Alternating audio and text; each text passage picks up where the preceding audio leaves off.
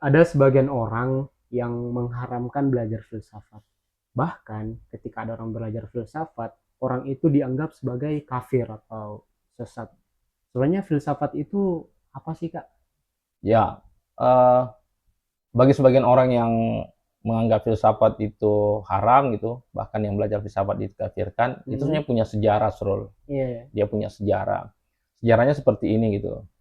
Eh, Sebagian orang itu, misalnya kalau di dunia Islam ya, ada memang sekelompok orang yang memang seperti itu cara pandangnya, karena Hmm, dianggap bahwa filsafat ini itu bukan produk Islam gitu. hmm, Bukan, dia kan memang filsafat itu kan lahir dari Yunani gitu ya. Yunani.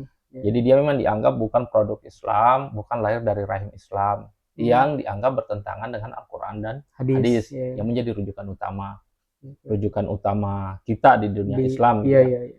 Nah, tapi kalau kita lihat sebenarnya filsafat itu apa, apakah memang dia bertentangan dengan itu Islam. semua gitu ya, Iya.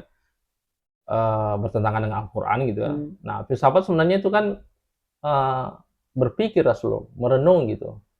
Jadi filsafat itu sebenarnya mengajak kita untuk bagaimana kita bisa membijaksanai sesuatu gitu.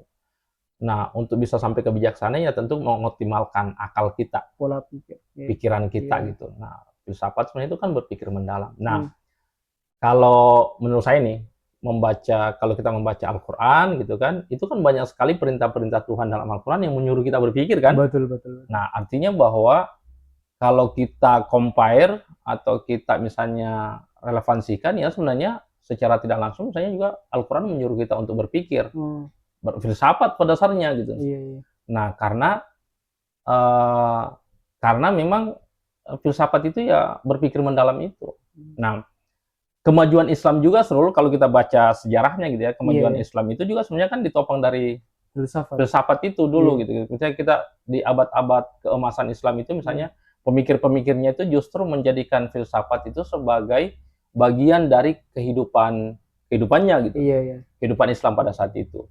Dan eh, penemuan-penemuan dunia Islam itu tidak ditopang dari Filsafat. filsafat itu gitu. Hmm, Misalnya kita sebut saja tokoh misalnya Ibnu Sina, Al-Farabi, hmm. Al-Kindi, Ibnu Rus, Al-Ghazali dan seterusnya. Dan Itu semua belajar filsafat. belajar filsafat semua. Dan disitulah kemajuan Islam itu.